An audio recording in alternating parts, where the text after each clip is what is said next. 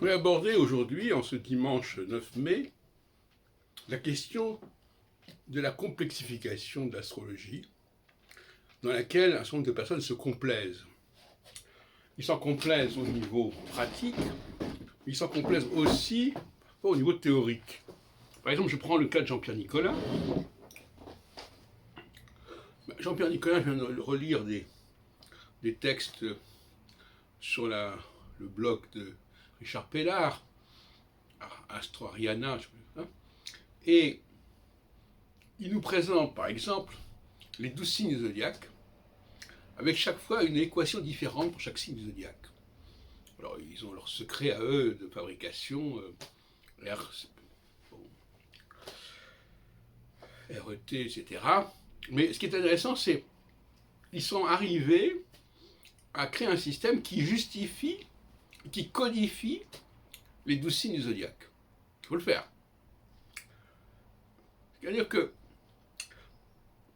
cette prédilection pour la complexité, cette validation de la complexité, parce que finalement, Nicolas, il reformule l'astrologie ancienne avec d'autres termes, mais il en maintient la complexité.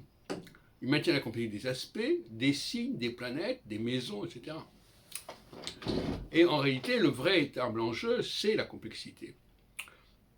Et s'il fallait faire un colloque, ce serait en fin de compte le clivage entre les astrologues qui se complaisent dans la complexité et ceux qui pensent qu'il faut en sortir.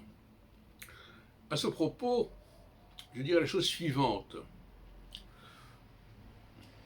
Notre société, quand vous interrogez les gens sur la société, eux, ils ne voient pas la complexité. Ils voient qu'il y a une lutte des classes, il y a des gens d'en haut, des gens d'en bas, les hommes et les femmes, et puis un certain nombre d'autres catégories, mais pas très nombreuses. Et il y a toujours une forme de dualité.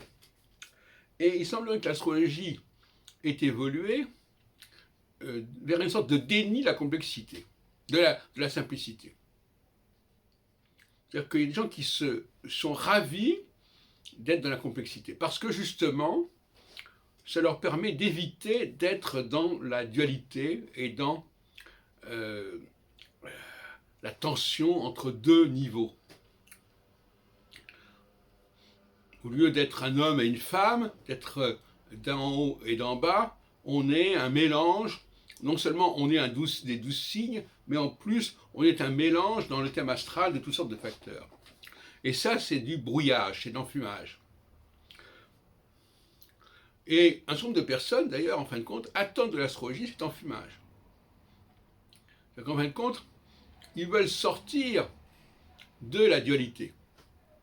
Ils veulent échapper à la dualité, homme-femme, gens d'en haut, gens d'en bas, etc. Et l'astrologie leur apparaît comme le meilleur antidote contre la dualité. Mais en même temps, en faisant cela, l'astrologie se ghettoise, se marginalise. Parce que finalement, ce déni de réalité, ce déni de dualité, parce que la dualité c'est la réalité quelque part, on veut substituer à ce déni, à cette dualité, on veut substituer la complexité du thème astral, la complexité des catégories zodiacales, planétaires, etc. Mais finalement, les gens, ils ne captent pas cela. Donc c'est une espèce de fuite en avant dans la complexité que l'on propose aux gens. Et je voudrais qu'on mette fin à ce genre de débâcle et que l'on comprenne qu'il faut être clair. Alors paradoxalement, finalement, on sent qu'il y a un certain nombre de personnes qui se complaisent dans la complexité, dans la sophistication, dans la précision, dans le détail, et c'est une véritable fuite en avant.